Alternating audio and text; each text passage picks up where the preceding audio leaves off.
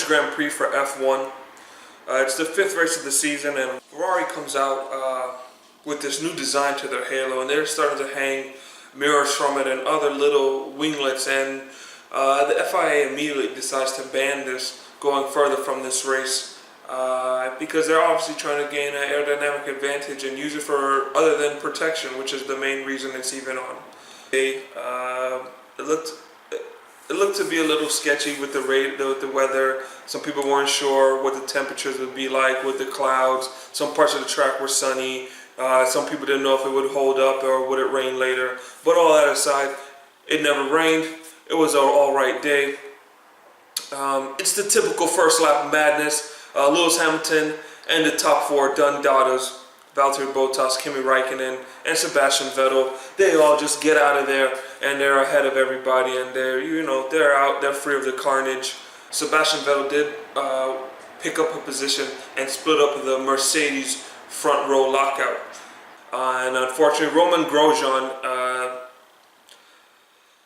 in like the second or third turn, first section of turns after the race start, he gets a little loose and he just wraps it around. You can just hear the gas pedal still on, and he left it on for a while, and he loops it, and a Renault of Niko Hulkenberg and I don't know who the other one was got into him. And off the rip, that's it. That is that, and they're out of the game.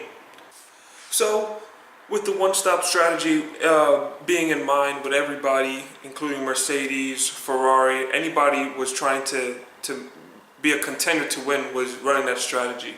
And people are just settling in, trying not to burn through the tires, get them to last. Sebastian Vettel pit around lap 44 towards the end.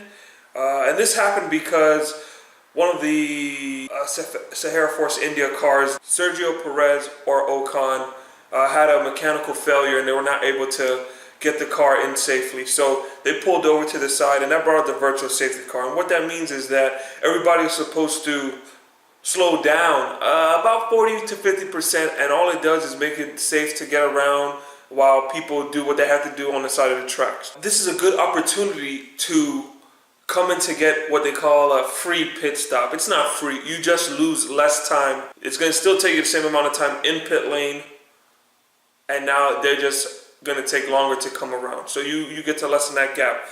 But unfortunately for Sebastian Vettel, when he did go in, another car was coming down pit lane, and you cannot release the car because then they'll just have a collision. So he was held up even longer. It cost him about 2 seconds, and at this time it was easy for Max Verstappen to come in and pounce on for the third place position. They were still in the virtual safety car, and this happened for quite a while.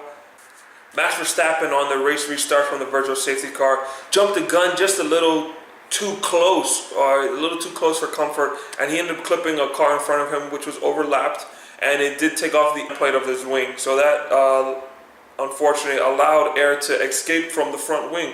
So once you lose that end plate, yeah, you may think it's a little small piece, and it really is a small piece that you may hold just like this, but it has a lot to contribute to the stability and specifically tire wear to the car also. And even with this happening, Max Verstappen was still able to hold off Sebastian Vettel. And towards the end of the race, lap times just started coming down.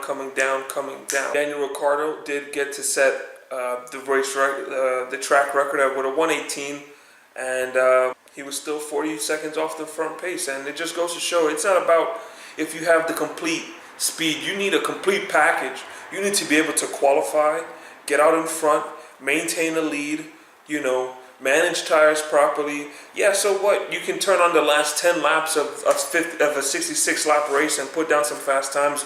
But by then, the guys who are trying to win have already put in the hard work, and they don't need to do that. So that's great and all, but unfortunately, you showed up a little too late. And honestly, from that safety car, Lewis Hamilton was ahead of Valtteri Bottas by, 15 seconds. 10 seconds, something very comfortable and easily easily managed, and that's what they were going for with the one-stop strategy. So it goes to show, yeah, Daniel Ricciardo, you had the top speed, but the other guys are not pushing for top speed. They're trying to get their tires to manage, and with a one-stop strategy, they were able to save the 22 seconds. So the race ended just like that. Lewis Hamilton in first, Valtteri Bottas in second, and Max Verstappen takes third. With the way things ended, that has flopped the lead for the championship, not just by a lot, it was already flopped. But a couple races ago, Sebastian Vettel was leading the championship points by 17, and now he's trailing by 17. 5 races down. It's good to see that F1 is back to competitive racing. I look forward to the most prestigious race worldwide, galaxies. No galaxy can top this race. It's the Monaco GP, and it's coming up May 24th, May 25th. You can see how the first half or the first 5 races have gone. I'm interested to see what the European stint of the races up to come will provide.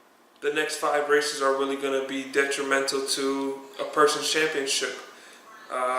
We're going to start dealing with penalties for engine replacements or gearboxes or any of the parts that you get penalized for replacing, because this is about longevity and lasting and reliability. And I'm looking to hear from you guys to also hear what do you think about that. This is really an important part because it can be a stint where anybody can shine. Just looking to share with the community and F1 and just see how everybody thinks the season is going. Leave a comment. Don't forget to like, subscribe, thumbs up button, whatever you got to do. And like I said, I'll see you at the next race. Eat, breathe, race. Out.